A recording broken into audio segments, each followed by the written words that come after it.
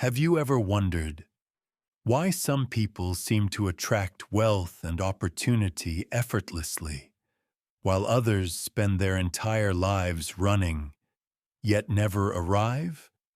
Why a few individuals can rest calmly while the world chases them, and the rest of us keep chasing things that slip through our fingers? It's not luck, it's not talent, it's understanding. Because behind every product you buy, every app you open, and every habit you repeat, someone is quietly profiting from your attention. They understand your desires, your fears, your impulses. They don't fight human nature. They design around it. The truth is simple. You are either playing in someone else's game, or you are designing your own. This is not another motivational story. This is a revelation, a guide to help you see the world's invisible architecture.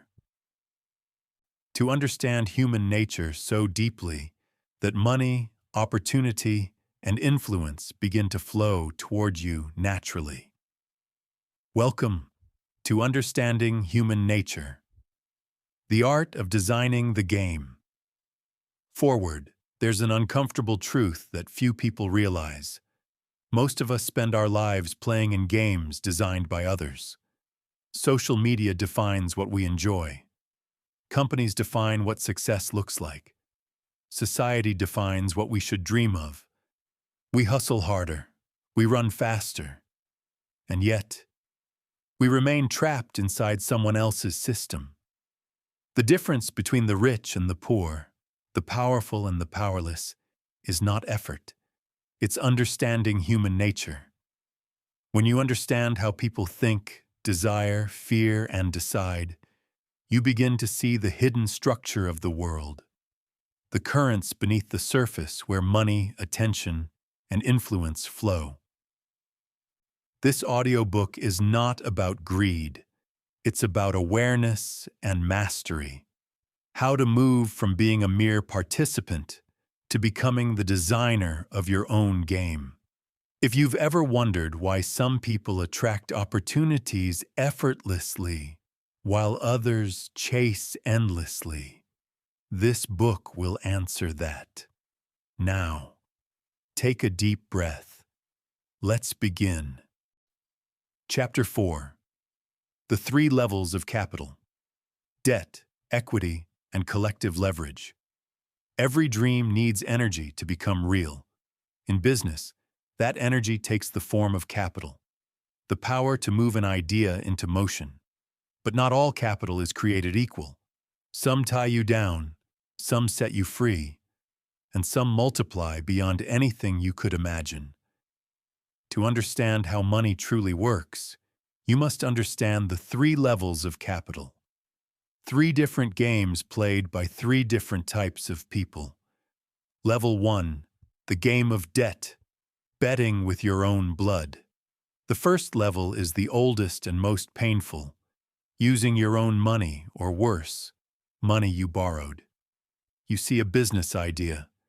You empty your savings, maybe borrow from friends, or sign your name at the bank. The risk? Everything.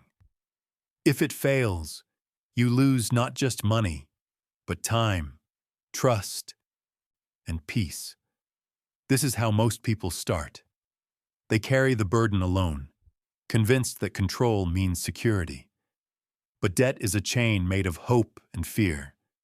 You work harder, faster, longer, yet every dollar earned already belongs to someone else. It's the level where you're not playing with money. Money is playing with you. Still, this level teaches humility. It forges discipline. It reminds you what's at stake. Every great builder passed through this fire, but the wise ones never stayed in it.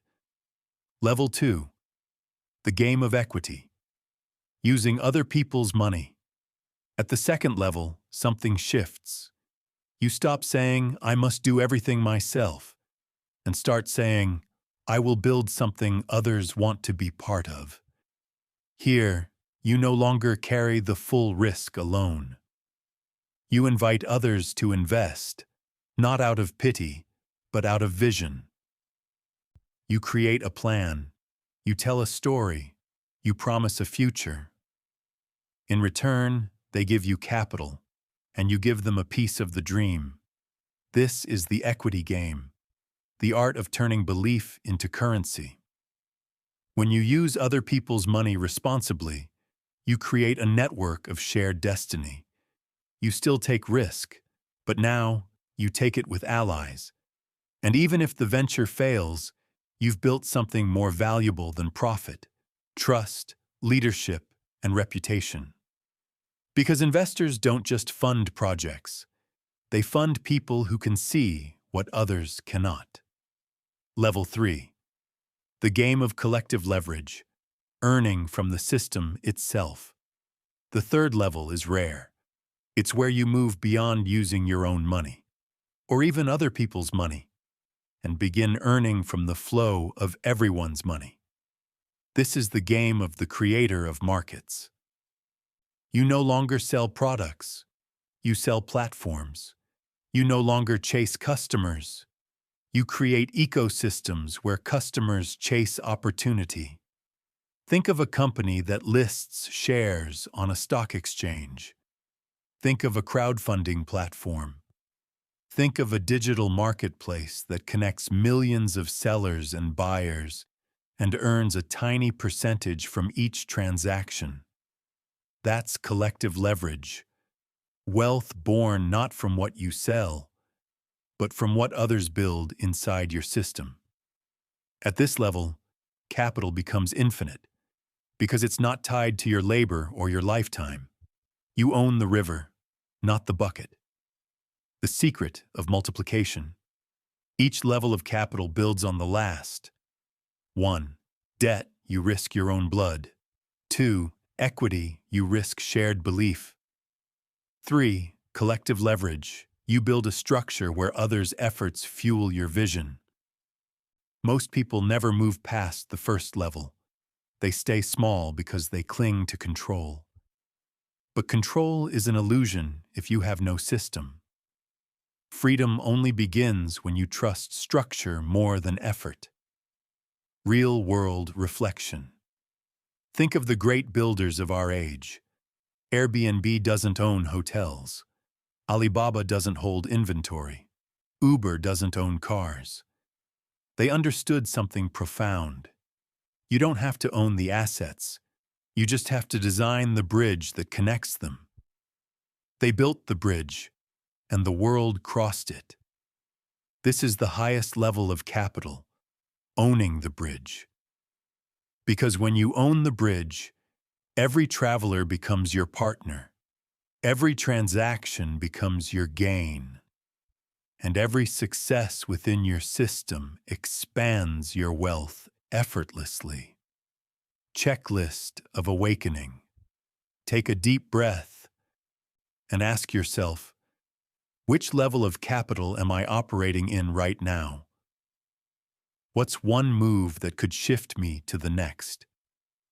Am I still trading effort? Or have I started building structure?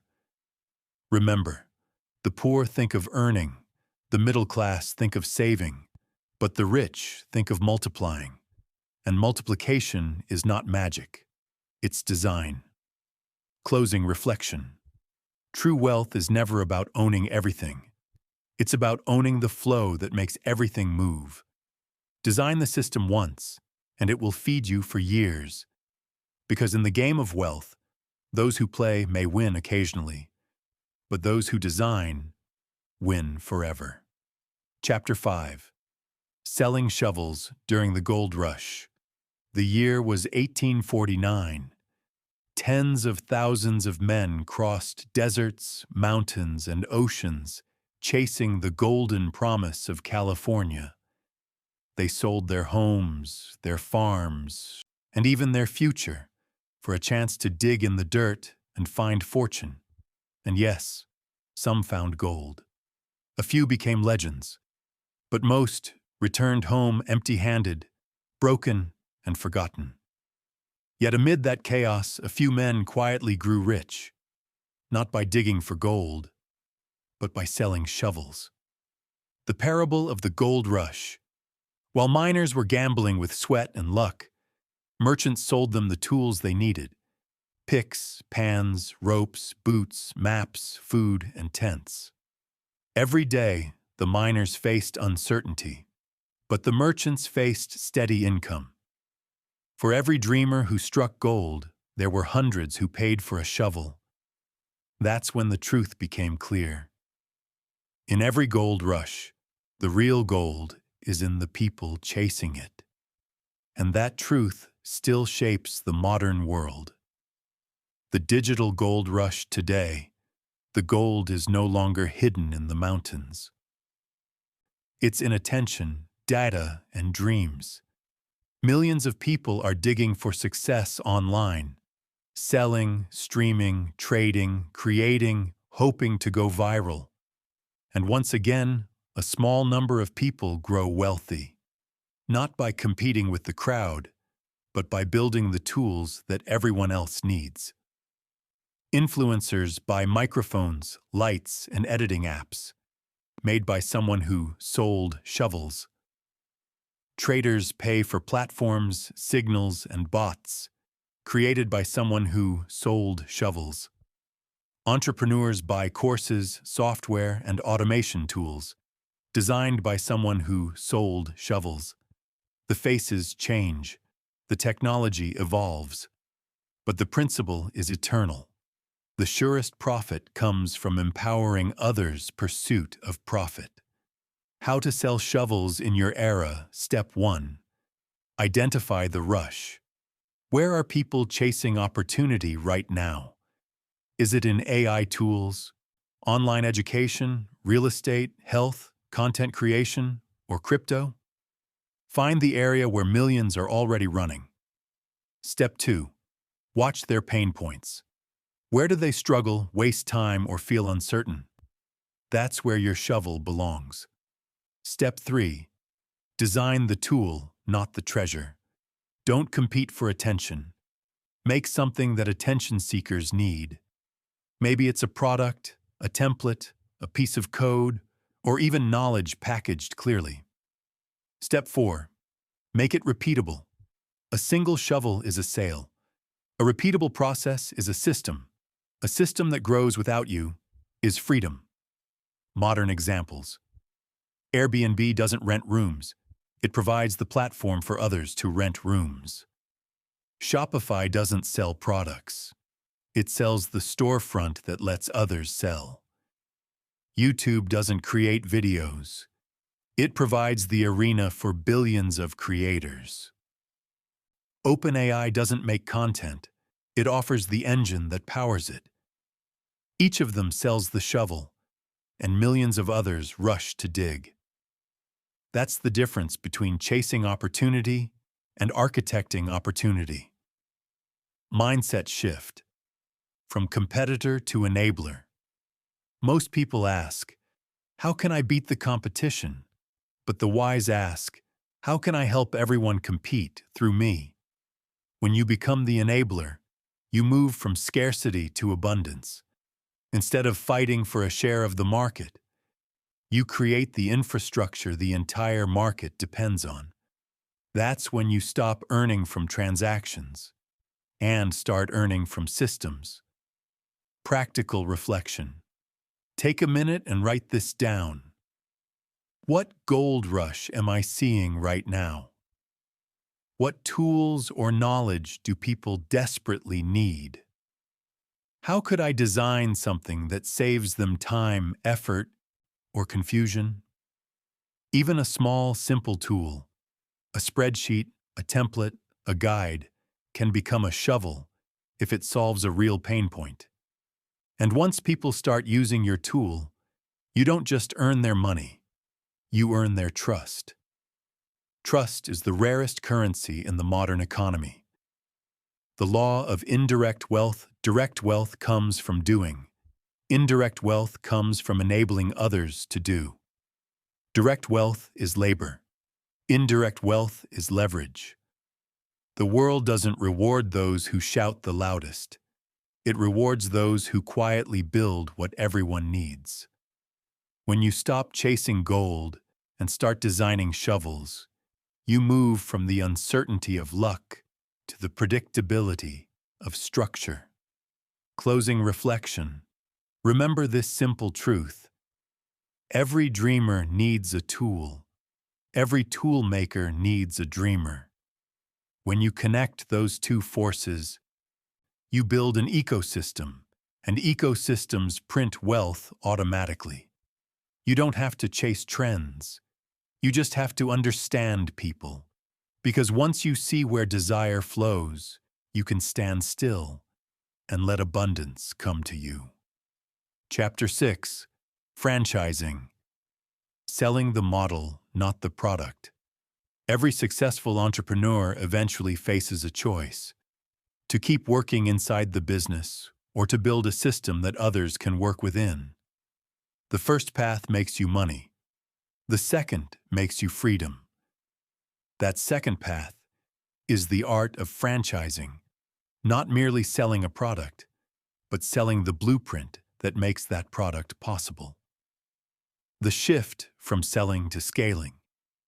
Imagine you own a small restaurant that sells the best handmade noodles in town. Every day, customers line up, and people praise your recipe, your atmosphere, your care. But after years of hard work, something becomes clear. You've built a job, not a system. Your income depends on your presence. If you stop working, everything stops. So instead of asking, "How can I sell more noodles?"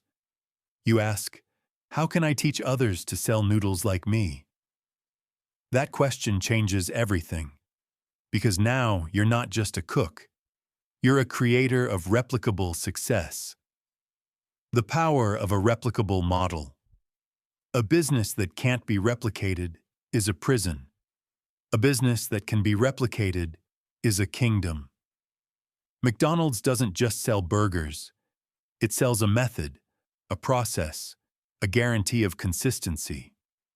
From the way employees greet customers to the temperature of the fries, every step has been designed, documented, and duplicated. That's why McDonald's doesn't need to own every store.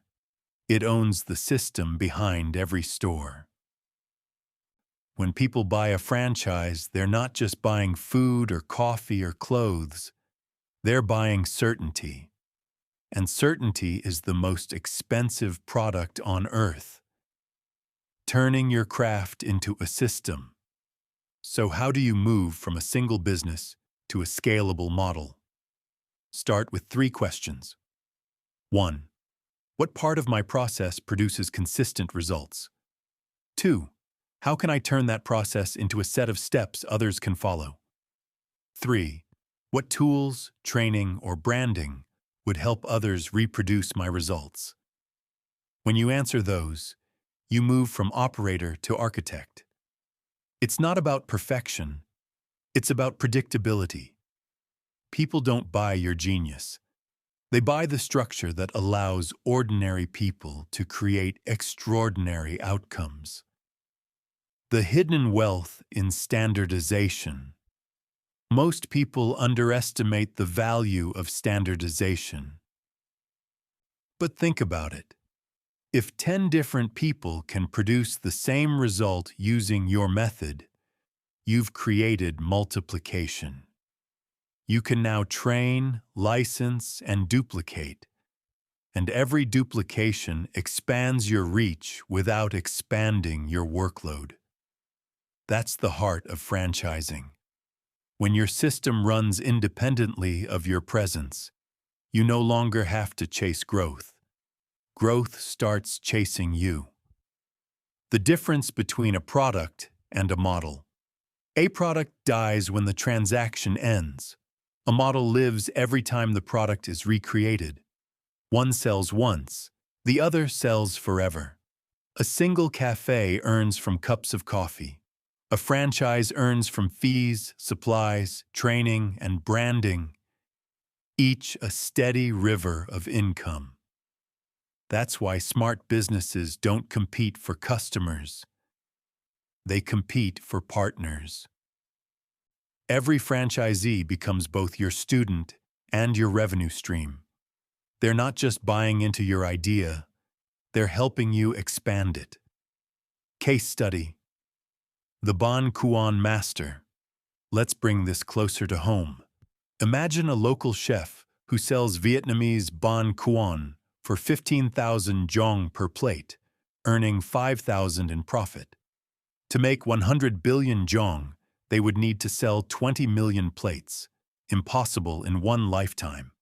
But if that same chef creates a standardized model, a recipe, a supply chain, a store design, and sells the right to use that model for 50 million per location, then 2,000 franchisees could generate that same fortune, without the chef cooking a single plate.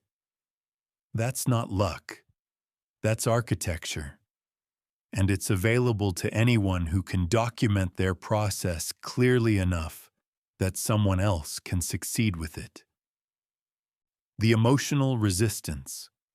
Many creators struggle with the idea of letting others copy their work. They fear losing control, quality, or identity. But here's the truth.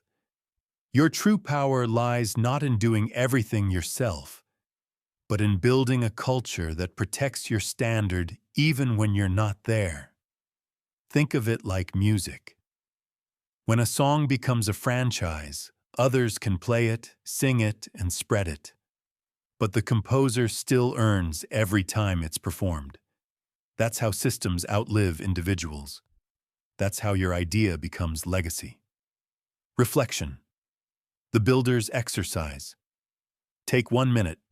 Close your eyes and imagine your business, your craft, or your passion. Now ask, if I stepped away for 1 month, would it still run? What part of my process could someone else easily follow? What part depends entirely on me, and how can I change that? The answers to these questions mark the border between self-employment and freedom. From work to wealth. Franchising is not just a business model. It's a mindset. It's the realization that real success isn't when people buy from you, but when they buy into you.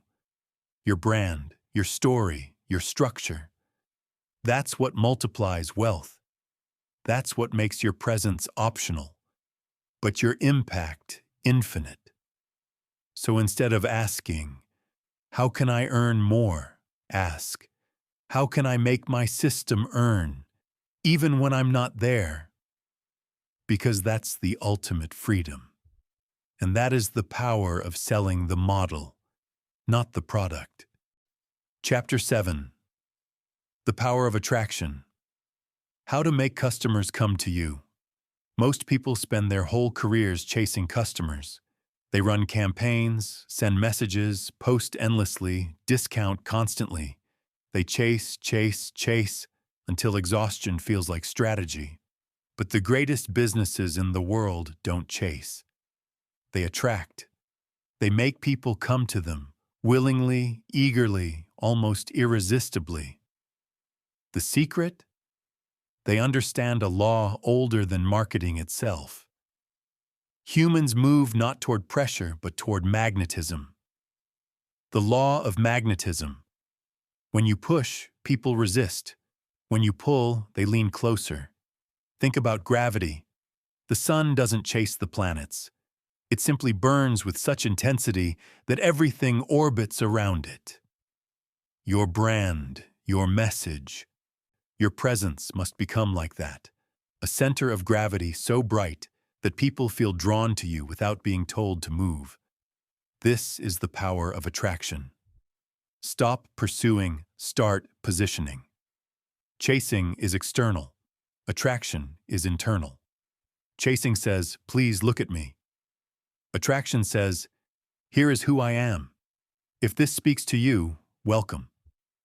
When you chase, you spend energy convincing. When you attract, Your energy multiplies through curiosity. That's why companies like Apple rarely advertise in the traditional sense. They don't scream for attention. They stage desire. Every launch is a ritual. Every store is a temple. Every product tells a story of elegance and belonging. Customers don't need persuasion. They need proximity. The three elements of magnetism. 1. Clarity of identity. You cannot attract what you don't clearly represent. People follow signals, not noise. When your purpose, tone, and promise are consistent, you become a lighthouse, steady, visible, reliable. 2. Emotional resonance. Facts inform, but feelings move. Speak to the heart first, then justify with logic later. Make your audience feel seen. When they sense that you understand them, trust forms naturally. 3. Value without demand. Give first. Teach, inspire, entertain, or solve something small for free. When people experience value before you ever ask for payment, attraction begins automatically. The paradox of effort. In nature, the flower doesn't run after the bee. It simply blooms beautifully, consistently, and the bee comes. Your bloom is your work, your product, your service, your story. Your job isn't to chase bees. It's to make your bloom so undeniable that bees cannot stay away. Why people run away. When you chase them psychologically, humans crave autonomy. The moment we feel pressure, we retreat. It's not rejection, it's defense. Every hard sell message screams, you have no choice. Every magnetic message whispers, you are free. Freedom attracts. Pressure repels. When your marketing honors people's freedom, it transforms from persuasion into invitation. Designing your magnetic field, ask yourself 3 questions.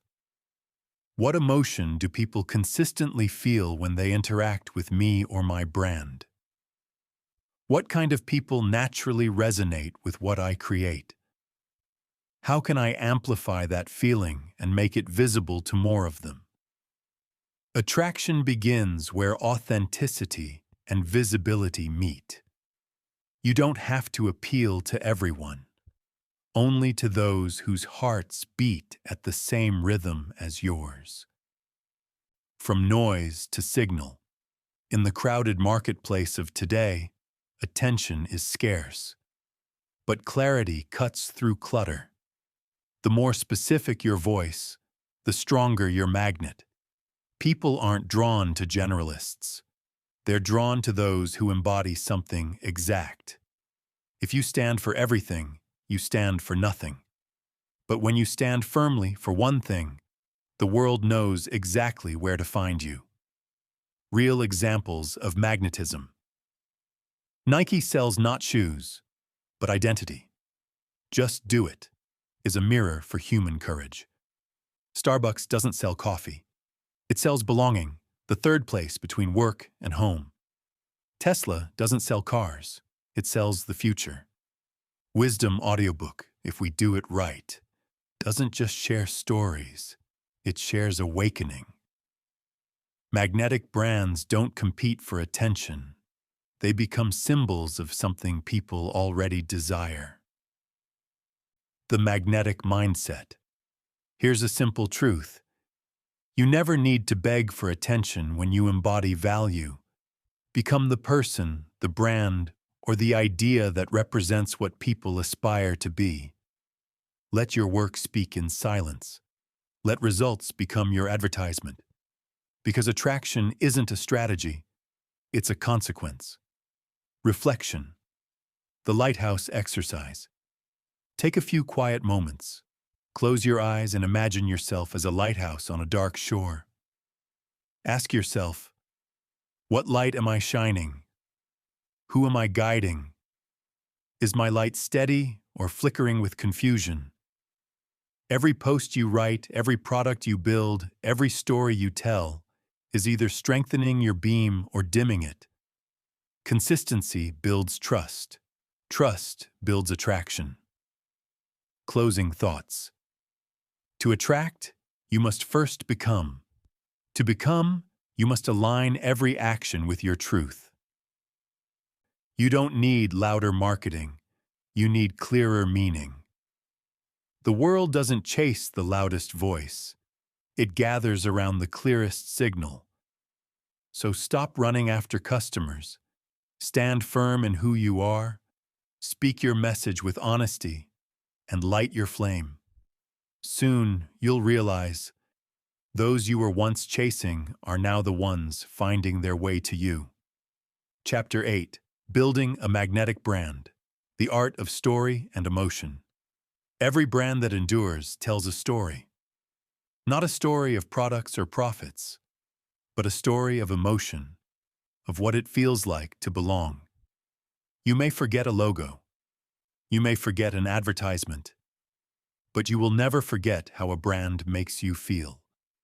That's the foundation of a magnetic brand. One that captures the heart before it ever asks for attention. The difference between a brand and a logo.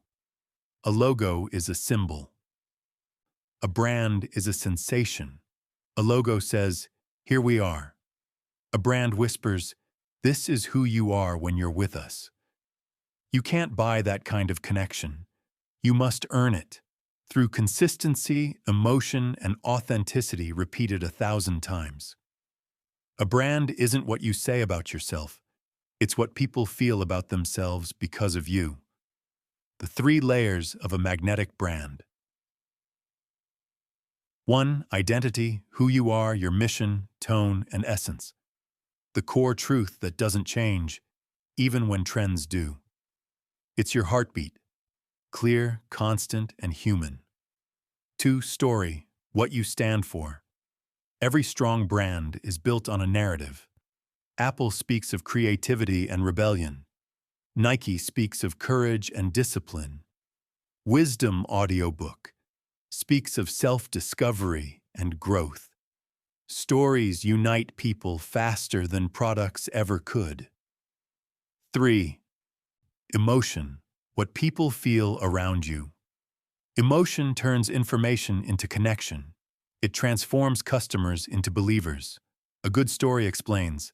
A great story transforms. Why story works better than logic. Humans don't act because of logic. We act because of meaning. Logic convinces the mind. Emotion moves the heart. That's why some campaigns go viral while others vanish. That's why we cry at movies, not PowerPoint slides. People don't remember data. They remember moments. And if your brand can create even one powerful moment, it will live in their memory long after the product fades. The emotional palette. Every brand paints with emotion. Your job is to choose your colors carefully. Hope inspires belief. Pride ignites ambition. Belonging creates loyalty. Calm creates trust. Wonder awakens curiosity. The key is consistency. Pick 2 or 3 core emotions and repeat them across everything you create. Your visuals, your words, your voice, your silence. When the emotion stays the same, people begin to trust it. And when trust deepens, attraction becomes magnetic. The hero's story. Every lasting brand casts its audience as the hero. Not the company, not the product, but the person using it. You are not the savior, you are the guide. Think of Yoda in Star Wars. He doesn't fight the battle. He teaches the hero how. That's how your brand should function. Show your audience their own strength. Make them the main character of their journey. People don't buy products. They buy better versions of themselves. The power of authenticity. Authenticity is your greatest advantage in an age of imitation. When everything feels staged, real emotion becomes revolutionary. You don't have to be perfect. You just have to be true. Tell stories from your experience, your mistakes, your lessons, your humanity, because vulnerability is not weakness. It's the fastest bridge to trust. A magnetic brand doesn't hide behind perfection. It connects through truth. Designing your brand's story. Here's a simple framework for your own brand story. 1. The calling. Why did this brand begin? What problem or pain did you want to solve? 2. The struggle. What obstacles did you face? What lessons shaped your path? 3. The transformation. What did you discover, build, or create? 4. The mission. What change do you want your audience to experience with you?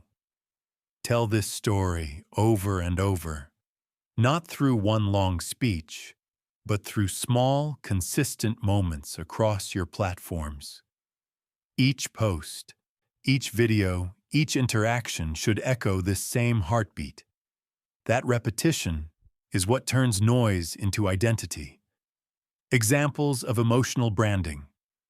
Coca-Cola sells not soda, but happiness and togetherness. Patagonia sells not jackets, but conscience and purpose. Lego sells not toys, but creativity and imagination. Harley-Davidson sells not motorcycles, but freedom and rebellion. Each of these brands mastered the same art. They built emotion first, transaction second. And that is why they never truly compete. They simply belong to their people.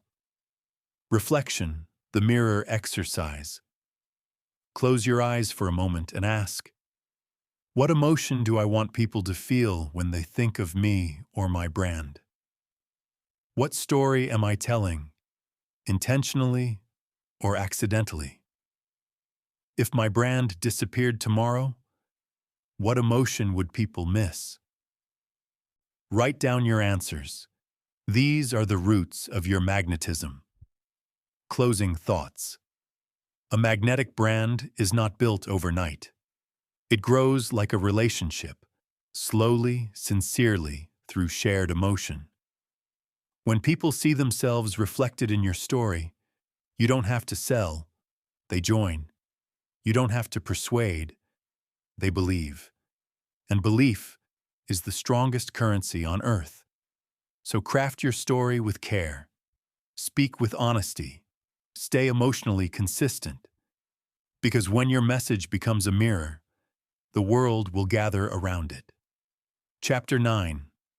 The 4 types of profitable knowledge. Knowledge has always been power. But in the modern world, knowledge is also currency.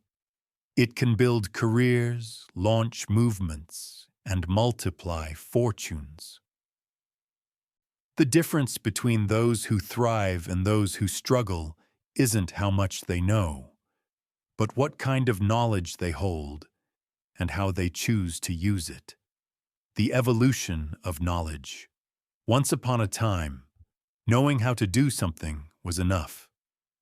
But today, knowledge must also inspire, connect, and scale. In the age of information, facts are cheap, but understanding is priceless. Everyone can Google data. Few can interpret it in a way that changes lives. That's why not all knowledge is equal. There are 4 types, and each one has its own power, risk, and reward. Type 1. Information. The lowest form of knowledge, information, is everywhere. It's what you read in news feeds, see in tutorials, or scroll through at midnight. Information is light, easy to find, easy to forget. It costs nothing, and therefore it's worth little. Those who only collect information often feel busy but move nowhere. They mistake consumption for progress. But information still has value if you learn to filter it. The skill is not knowing everything, but knowing what to ignore. In a world drowning in noise, clarity becomes rare, and rare becomes valuable. Type 2. Insight. Knowledge with context. Insight is when information connects. It's the aha moment when patterns appear. An analyst reads data. A thinker interprets it. A strategist turns it into direction. Insight turns knowledge into vision. It's what separates a manager from a leader. Those who master insight become advisors, creators, and storytellers. They don't just know what is happening. They know why. And in the game of influence, why always beats what. Type 3. Implementation. Knowledge in motion. Implementation is where wisdom meets action. It's one thing to know how to play chess. It's another to sit at the board, under pressure, and win. Applied knowledge transforms ideas into results. Every successful entrepreneur, artist, or engineer lives here, in the messy, disciplined space between theory and execution. Implementation knowledge is muscle memory built through repetition, patience, and real-world scars. It's not glamorous, it's not viral, but it's the foundation of mastery. Information costs seconds. Implementation costs years. That's why mastery earns millions. Type 4. Influence. Knowledge that multiplies. This is the highest and rarest form of knowledge. The kind that doesn't just work for you. It works through others. Influence knowledge is when your ideas start living in other people's minds. It's when your system, method, or philosophy spreads on its own. Teachers who train teachers. Leaders who create leaders. Creators who inspire other creators. That's when knowledge becomes legacy. You no longer trade time for impact. Your impact expands by itself. This is how a course becomes a movement, how a story becomes a culture, how one person's understanding reshapes an entire generation. How to ascend the ladder of knowledge. Every master begins at level 1, but few climb beyond level 2. The journey looks like this. 1. Collect information. 2. Connect it into insight. 3. Convert it through implementation. 4. Cascade it through influence. You don't need more content. You need deeper integration. Stop asking, what else can I learn? Start asking, how can I apply, refine, and teach what I already know? Because the moment you teach something with clarity, you prove you've mastered it. Teaching is not the end of learning. It's the crown. Real-world examples. A YouTuber who shares tutorials, information, becomes valuable when they add personal insight, why something works or fails. A developer who builds real tools, implementation, becomes essential. A founder who turns their process into a repeatable framework and teaches others, influence, becomes legendary. Every great thinker follows this path, consciously or not. They climb from noise to clarity, from clarity to creation, and from creation to transformation. Reflection, the ladder exercise. Take a notebook. Draw 4 steps. Label them: information, insight, implementation, influence. Now ask, where am I standing right now? What's one action that could move me up 1 level this week? Maybe it's applying an idea you've been avoiding. Maybe it's sharing something you've mastered with someone else. Each upward step multiplies your impact. Each new level builds leverage that money alone can't buy. Closing thoughts. Knowledge is infinite, but time is not. So stop hoarding and start transforming. Turn information into insight, insight into action, action into systems, systems into influence. Because the world doesn't reward what you know. It rewards what you can create, share, and scale from what you know. That is the essence of profitable knowledge and the beginning of wisdom. Chapter 10. The Law of Shared Benefit. Making everyone win. In every game, someone wins and someone loses. At least that's what most people believe. But the people who build lasting wealth, loyalty, and impact understand something far greater. True success is not about winning against others. It's about creating systems where others win with you. This is the law of shared benefit. The myth of competition. We're taught from childhood that life is a contest, that someone else's victory means our defeat. That belief keeps most people small. It makes them protect, hide, and fear collaboration. But the truth is this: when value is shared, value expands. When people win together, the game multiplies instead of ends. In nature, the strongest ecosystems aren't built on domination. They're built on interdependence. Trees share nutrients through their roots. Bees trade labor for nectar. Rivers give life to everything they touch. The same principle applies to business, leadership, and life. When you create systems of mutual benefit, you don't just grow, you become irreplaceable. The 3 layers of shared benefit.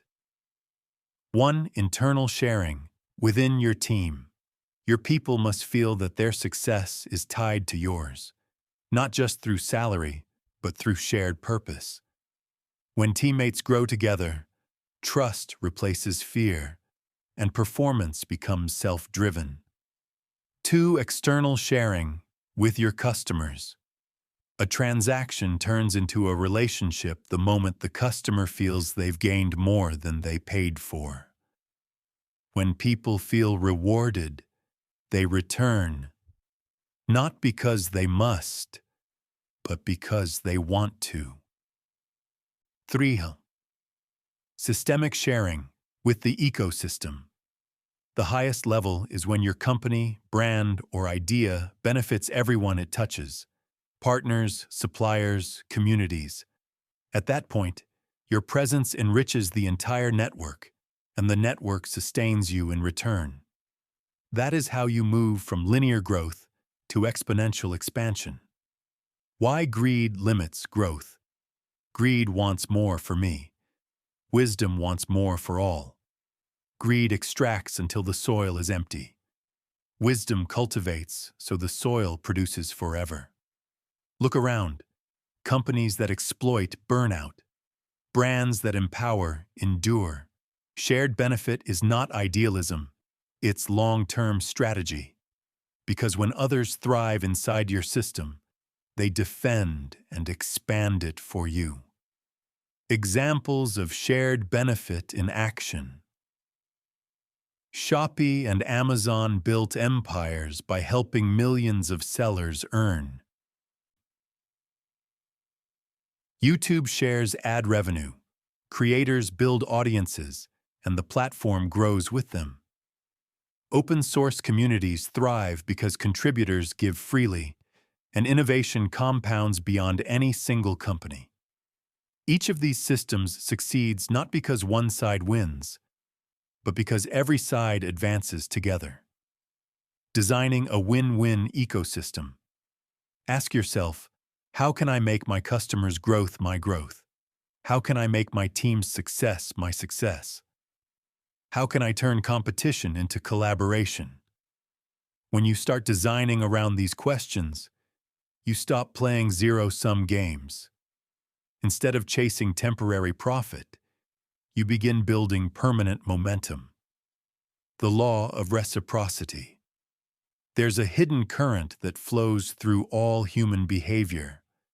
Reciprocity. When people feel supported, they naturally seek to return the favor. It's biological, emotional, ancient.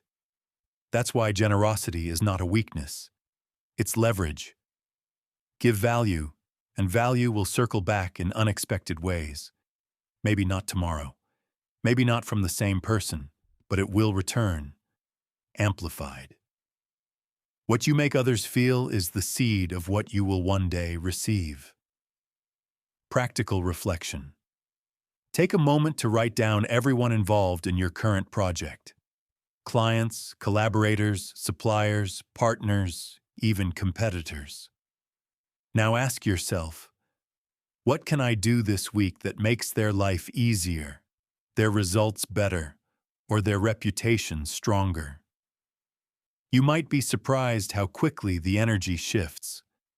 Opportunities start appearing from directions you never expected. Because the universe, like a marketplace, rewards circulation. When value moves, everything grows. From extraction to expansion.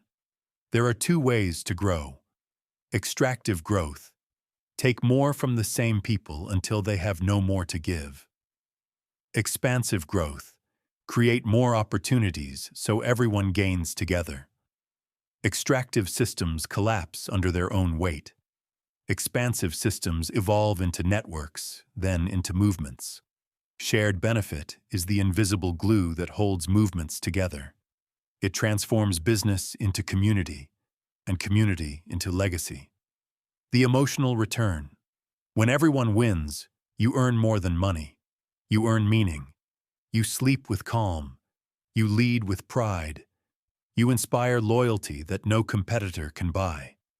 Because people don't stay for contracts. They stay for connection. When they feel valued, they protect your vision as their own. That's how great leaders multiply themselves without ever cloning effort, through the emotional economy of trust. Closing thoughts.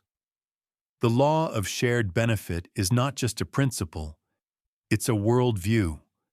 See every person as a potential ally, every transaction as a chance to give more than you take, every success as something to share.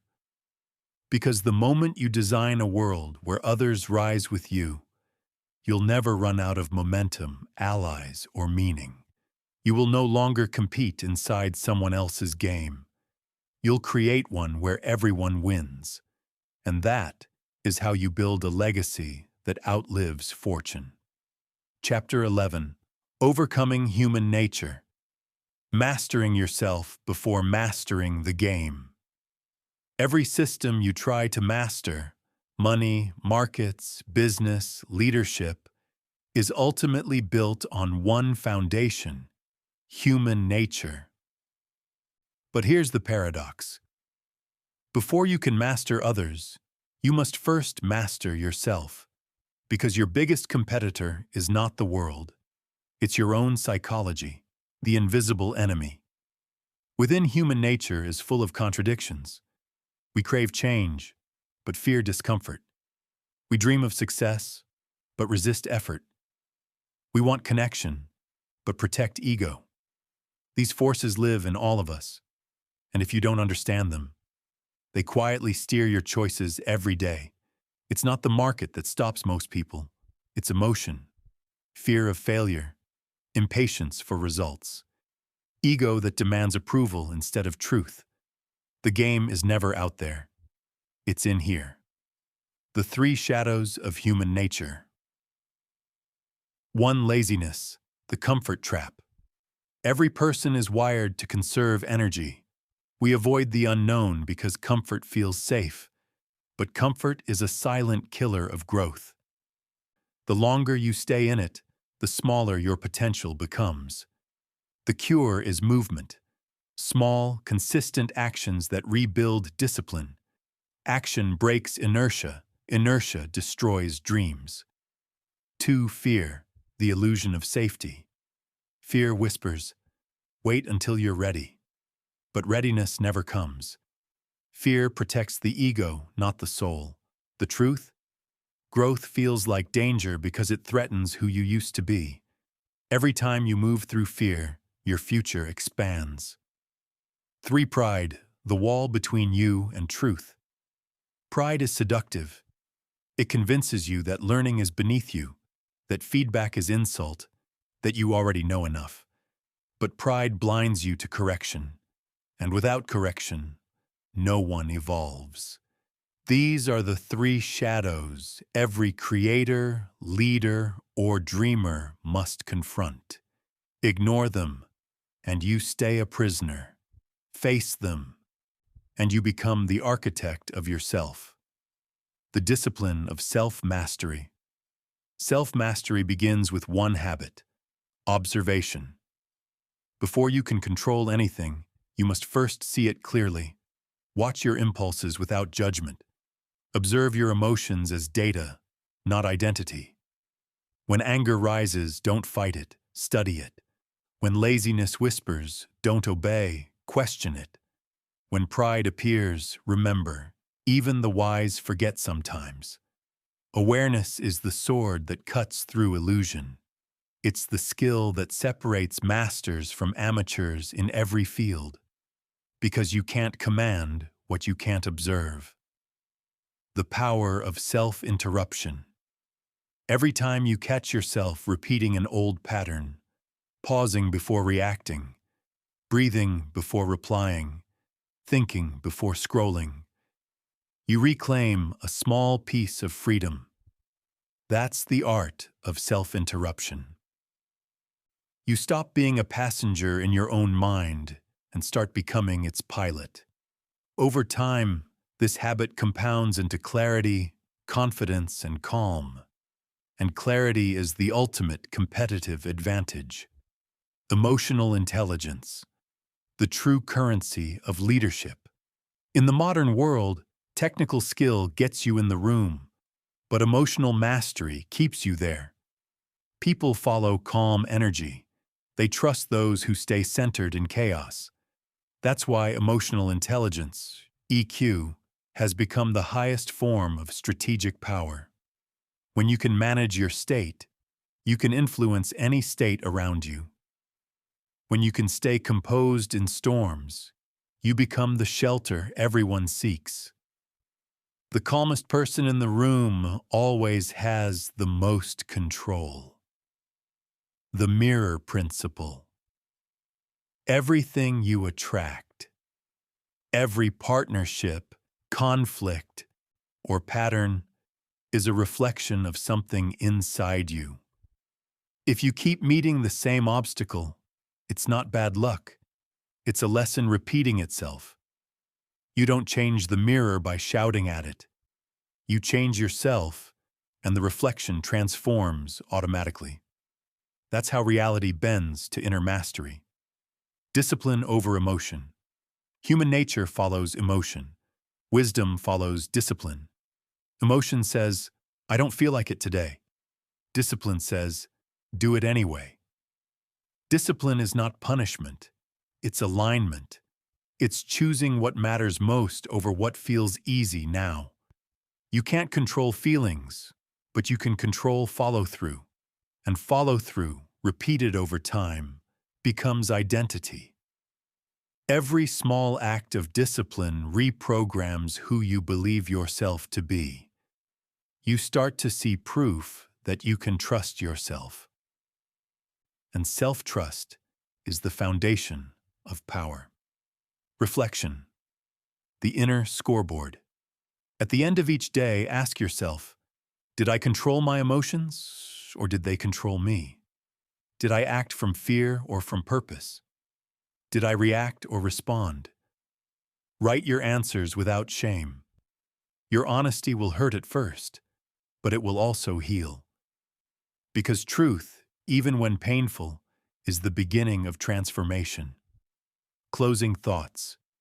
Before you master the game of business, wealth, or influence, master the game within. Tame the impatience that makes you quit. Silence the pride that keeps you blind. Train the discipline that keeps you consistent. You can't lead others until you lead yourself. You can't design systems until you design your mind. The world doesn't need more clever players. It needs more conscious ones.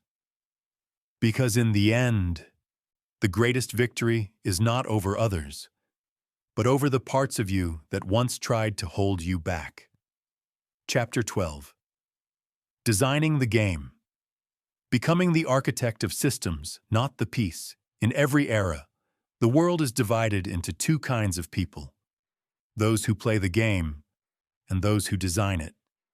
Players compete for opportunities. Designers create opportunities. Players react to rules. Designers write them. Players chase reward. Designers control the flow of reward. And once you see this pattern, you can never unsee it. The moment of awakening. Most people spend their lives inside systems built by others. Education, corporations, markets, social media, politics. They learn to navigate, adapt, survive. But few ever stop and ask, who built this system and what were they optimizing for? That question is the beginning of power. Because when you understand that every structure, from a school to a stock exchange, was designed by someone, you realize you can design too. From player to architect. Designing the game means rising above reaction and seeing how everything connects. It's not about controlling others. It's about shaping conditions so everyone performs better. Architects build systems that align incentives, so people naturally move toward shared goals without needing force, guilt, or control. They don't push people. They design gravity. That's the art of influence without manipulation, power without noise. The 4 pillars of game design. Purpose. Every system must begin with why. A clear purpose creates alignment. Confusion creates conflict. Ask, what is this game really for? Growth, impact, freedom, connection? If the purpose is wrong, even success will feel empty. 2 rules. The invisible structure that defines behavior. Good rules don't limit freedom, they direct energy. Rules can be formal, contracts, policies, or emotional, trust, culture. Whatever they are, make them clear, fair, and simple. 3. Feedback. No system survives without it. Feedback tells you what works, what breaks, what evolves. The faster the feedback loop, the smarter the system becomes. 4. Reward. What behavior gets recognized repeats. Reward is not just money, it's meaning, belonging, acknowledgement. If you want better performance, reward alignment, not obedience.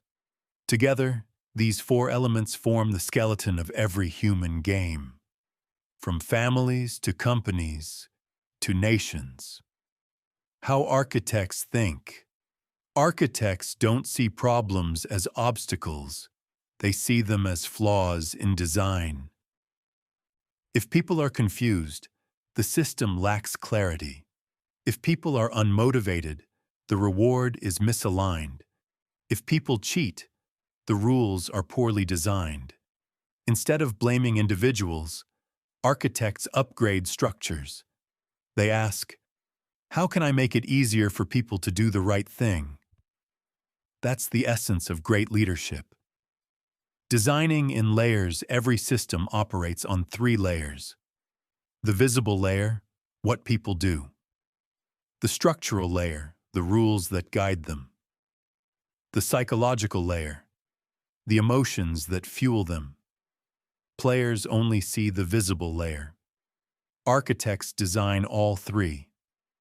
That's why truly great leaders understand psychology as deeply as they understand business. Because human behavior is the code. Examples of game architects. Elon Musk didn't just build cars, he redesigned the incentive system of energy itself. Steve Jobs didn't just make phones, he redesigned how people connect, express, and aspire. Satoshi Nakamoto didn't build a company. He built a self-sustaining financial system that runs without authority. Architects don't seek permission. They build blueprints for new realities and let the world adapt to them.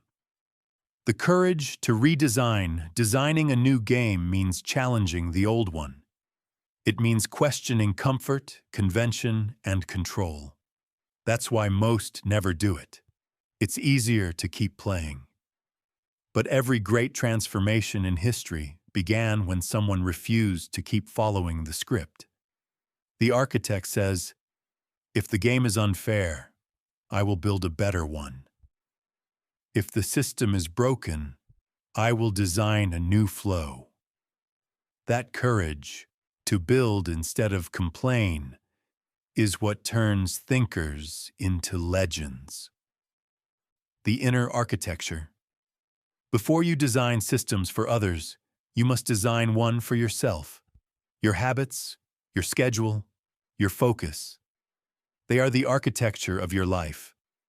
Ask yourself, are my rules aligned with my purpose?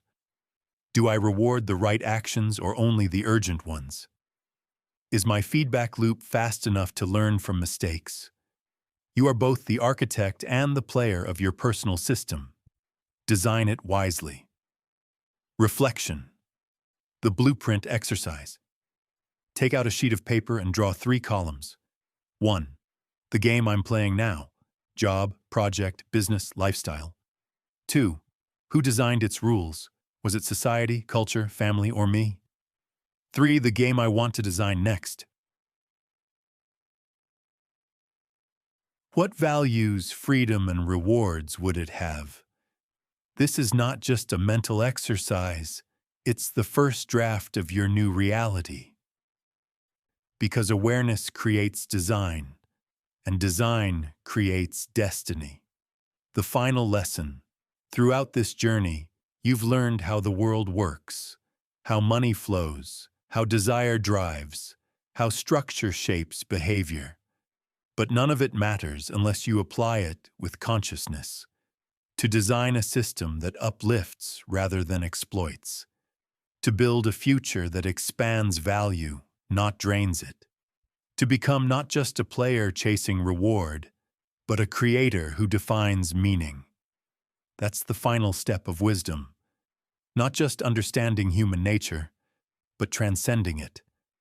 By designing systems where everyone can grow. Epilogue. The return of the architect. You've reached the end of this journey. But endings are only beginnings seen from another angle. You began as a player. Curious, ambitious, eager to win. You learned the rules, you saw the patterns.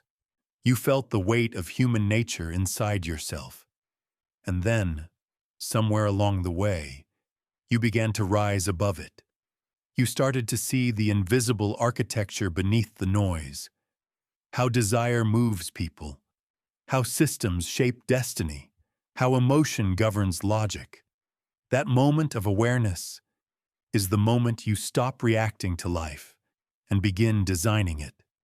The mirror of understanding.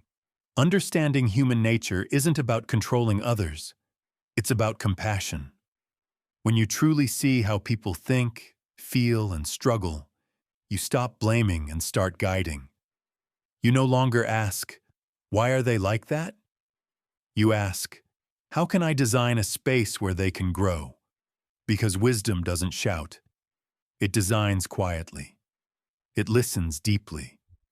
It creates conditions for harmony to unfold naturally. That is the silent strength of the architect. The journey. Within every system you'll ever build is a reflection of your inner structure.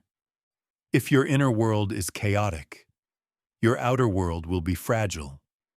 If your inner world is clear, your outer world will flow with grace.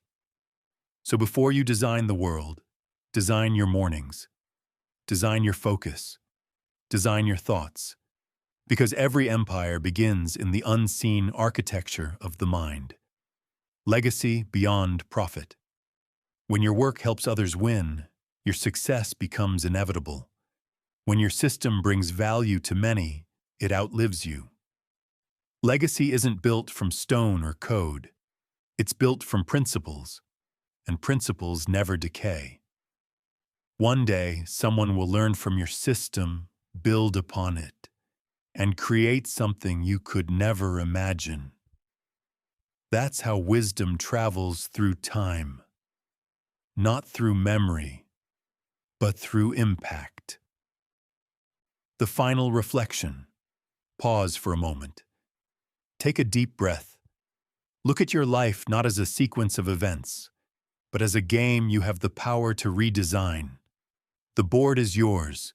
The rules are flexible. The pieces are waiting. Now ask yourself, what kind of game do I want to build? One fueled by fear, or one shaped by freedom? One ruled by greed, or one sustained by growth? Whatever your answer, remember, every choice you make is a design decision. Design wisely. Design consciously. Design beautifully. Because from this point on, you are no longer just a player in someone else's story. You are the architect of your own.